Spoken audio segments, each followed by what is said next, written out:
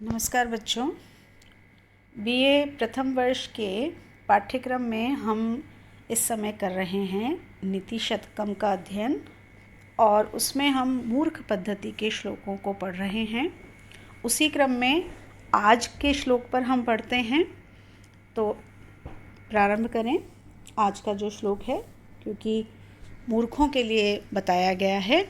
तो उसी क्रम में ये ऐसा श्लोक है जिसमें ये बताया गया है कि यदि मूर्खों को कोई अच्छी बातों से सन्मार्ग पर लाने की चेष्टा करता है तो उसके कार्य किसके समान होते हैं। तो हम बढ़ते हैं मूर्ख पद्धति के हमारे आज के श्लोक पर। व्यालं बालमृणाल तंतुभिरसौ रोद्धुं समुज्जृम्भते छेत्तुं वज्रमणिं श्रीशकुसुमप्रान्तेन सन्नीयते माधुर्यं मधुबिन्दुना रचितुं क्षाराम्बुधेरिहते नेतुं वाञ्छति यः खलानपति सतां सूक्तैः सुदास्यन्देभिः।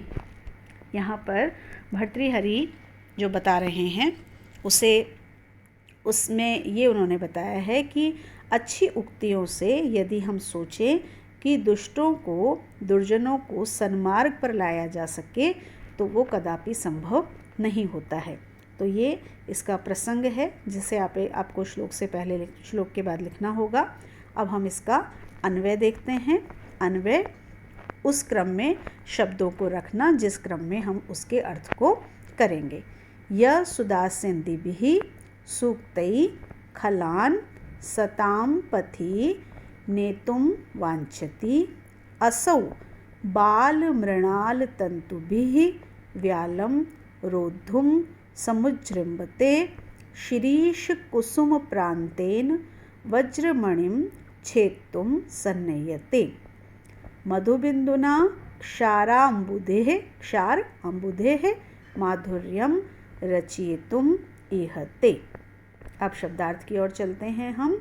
यह जो सुदास्यन्दिभिः सुधा से युक्त, सुधा बहाने वाली, सुधा बरसाने वाली, सुधा कहते हैं अमृत को, अमृत बरसाने वाली अर्थात जो अमृत के समान मीठी हैं, ऐसी सूक्ति, सुउक्ति, अच्छी उक्ति, सुपसर्ग लगा है, उक्ति वचन, अच्छी उक्ति, अच्छे वचन से खलान, खलों को, दुष्टों को, दुर्जनों को, सताम सज्जनों के, पथि, पथ का मतलब मार्ग, पथि सप्तमी विभक्ति लगी है, पथि पथ पर, नेतुम लाने के लिए, तुमुन प्रत्यय, तुम बसता है जिसके अंत में, जिसका अर्थ होता है के लिए, नेतुम लाने के लिए, वांछति इच्छा रखता है, चाहता है, लाना चाहता है, ले जाना चाहता है।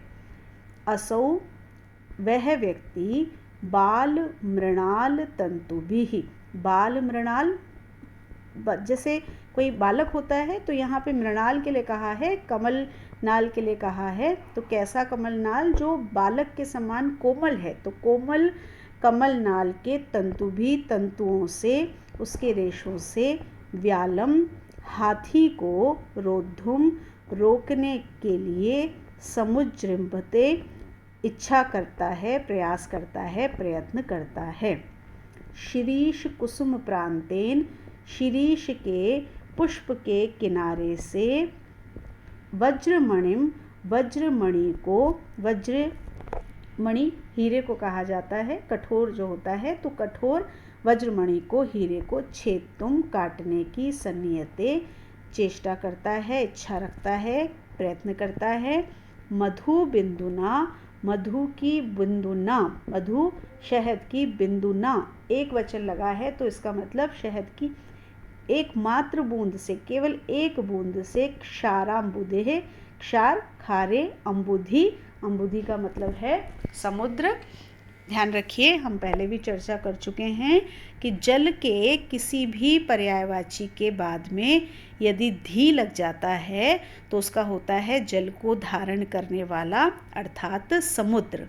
अम्बुधि, जलधि, नीरधि, वारिधि, पयोधि, इन सब का अर्थ होता है समुद्र। जल के किसी भी पर्यायवाची के आगे अगर द लग जाता है, द का मतलब होता है देने वाला, तो उसका अर्थ होता है बादल।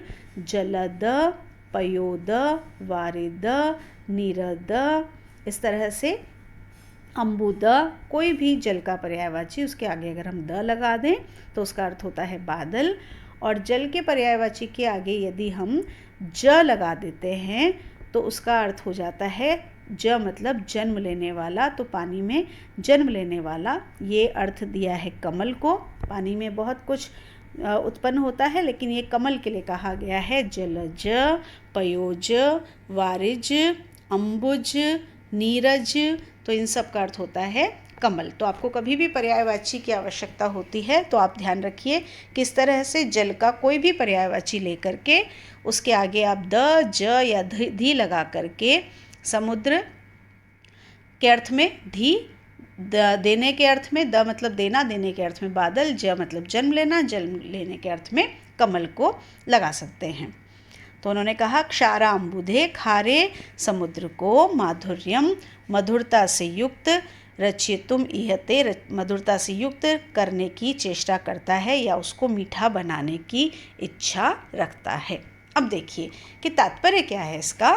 तात्पर्य ये है कि यदि कोई व्यक्ति ये सोचता है कि मैं अपने मीठे वचनों से, कैसे वचन जो अमृत के समान है, अमृत जो अमरता प्रदान करता है, इतना मधुर होता है, तो जो अमृत के समान सूक्तियाँ हैं, मीठे वचन हैं, अच्छी बातें हैं, उन बातों से मैं दुष्टों को उस मार्ग की ओर प्रेरित कर दूंगा, उस मार्ग पर चलने के लिए प्रेरणा दे दूंगा जिस मार्ग पर कौन चलता है, सज्जन लोग चलते हैं। अर्थात सत्य के मार्ग पर, परोपकार के मार्ग पर, नीति के मार्ग पर, धर्म के मार्ग पर। तो जो दुष्ट लोग हैं उनको यदि अच्छी बातों से, अच्छी बातें कह करके ये समझाने का प्रयास किया जाए कि वो सज्जनों के मार्ग पर चलने लगें, तो वो व्यक्ति जो इस प्रकार का प्रयास कर रहा है कि अच्छी बातों से दुष्टों को सज्जनों के मार्ग पर लाने का प्रयास कर रहा है, उसके प्रयास कैसे हैं, उसके लिए यहाँ पर उन्होंने उदाहरण बताया है कि उसके प्रयास उस प्रकार से हैं जैसे कि एक हाथी है और हाथी को रोकने के लिए, बांधने के लिए वो क्या लेकर के आ रहा है, वो लेकर के आ रहा है कमल नाल का तंतु। कमल का पुष्प है, उसका जो डंडा होता है उसे कमल नाल कहा जाता है। अब आप देखिए कि उस कमल नाल से आपने एक रेशा निकाला, उसको खींच करके एक धागा जैसा जो होता है रेशा वो निकाला, और उस रेशे से आप किसी हाथी को बांधने का प्रयास कर रहे हैं कि अब इस हाथी को मैंने बांध दिया, अब ये हाथी कहीं नहीं जाएगा। तो क्या ये संभव है? वो रुक सकता है उससे? नहीं। दूसरी बात उन्होंने बताई कि वज्रमणि को, वज्र जो इंद्र का हथियार है, उससे आप ध्यान रखिएगा कि जो वज्र के समान कठोर है, अर्थात जो हीरा है उसको काटने के लिए, तो कठोर चीज़ को काटने के लिए हमें जो हथियार चाहिए वो भी कैसा चाहिए, वो भी कठोर चाहिए, पैना चाहिए। लेकिन उस हीरे को काटने के लिए किसका प्रयोग किया जा रहा है? शिरीष के पुष्प के किनारे का, शिरीष का जो फूल है उसके किनारे का, मतलब किसी फूल के किनारे से, किसी फूल के पत्ते से क्या किसी हीरे को काटा जा सकता है? नहीं, कदापि नहीं। तीसरी चीज़ कि वो खारे समुद्र को मीठा बनाने का प्रयास कर रहा है। कैसे? कि समुद्र में एक बूंद मधु बिंदुना, मतलब अनेक बूंदें भी नहीं हैं, कितनी बूंद है? एक बूंद शहद डाल करके, और वो ये चाहता है कि मैं इससे जो समुद्र है उसको, जो खारा समुद्र है, समुद्र का पानी खारा होता है, तो उस खारे पानी को मैं कैसा बना दूं? मीठा बना दूं। तो जिस तरह से कमल नाल के तंतु से हाथी नहीं बंध सकता है, जिस तरह से शिरीष के फूल के किनारे से हीरे को नहीं काटा जा सकता है, जिस तरह से मधु की एक बूंद से खारे समुद्र को मीठा नहीं किया जा सकता है, उसी तरह से सूक्तियों से, सुभाषित से, मीठे वचन से समझा बुझा करके यदि हम ये प्रयास करें कि दुष्ट व्यक्ति को सन्मार्ग पर, सज्जनों के मार्ग पर, अच्छे मार्ग पर लाया जा सके, तो ये कदापि संभव नहीं है। यहाँ पर किसकी मूर्खता है? यहाँ पर उस व्यक्ति की मूर्खता है जो ये चाह रहा है कि मैं अपनी सूक्तियों के द्वारा दुष्ट व्यक्ति को सज्जनों के मार्ग पर लेकर के आ सकता हूँ। तो यहाँ उन्होंने एक तरह से ये बताया है कि इस तरह का कार्य का भी यदि कोई प्रयास करता है तो वह प्रयास भी किसके समान होता है, मूर्खता के समान ही होता है। आप अपनी मूर्खता ही प्रकट करते हैं यदि आप इस तरह का कार्य करने का प्रयास करते हैं। अब इस श्लोक में जो अलंकार है वो है निदर्शनालंकार और जो छंद है वो है शार्दूल विक्रीडित छंद। पुनः वही बात कहती हूँ कि अलंकार और छंद के हम जो अलग से कक्षा होगी, अलग से वीडियो होंगे, उसमें हम विस्तार से बात करेंगे। यहाँ पे संक्षेप में प्रसंग के कारण जो निदर्शनालंकार है उसके लिए उसकी का लक्षण दिया गया, अभवन वस्तु संबंध उपमा परिकल्पक भवेत् सेयं मम्मटेन यथोदिता। अभवन वस्तु संबंध उपमा परिकल्पक, जब जो अनहोनी है, असंभव है, ऐसी वस्तु की जब उपमान और उपमेय में समानता प्रकट की जाती है तो वहाँ पर निदर्शना अलंकार होता है। जो संभव नहीं हो उसको अगर उपमान के रूप में बताया जाए तो वहाँ पर निदर्शना अलंकार होता है। यहाँ पर जो दृष्टांत दिए गए हैं वे सभी ऐसे हैं जो संभव नहीं हैं, इसलिए यहाँ पर निदर्शना अलंकार है। इसमें जो छंद है वो शार्दूल विक्रीडित है, जिसका लक्षण है सूर्याश्वैर्मसजास तथा स गुर्वः शार्दूल विक्रीडितम। इसको हम पूरे रूप में छंदों में पढ़ेंगे, वहाँ पर हम इसको अच्छी तरह से जानेंगे। तो ये था हमारी आज की कक्षा का श्लोक। अगली कक्षा में हम फिर से मिलेंगे। मैं प्रयास करूँगी कि अंतिम जो स्लाइड होगी उस पर मैं आपको शिरीष के पुष्प को दिखाने का प्रयास करूं कि मैं आपको वहाँ पर दिखा सकूं कि कौन सा पुष्प शिरीष का पुष्प होता है। तब तक के लिए नमस्कार।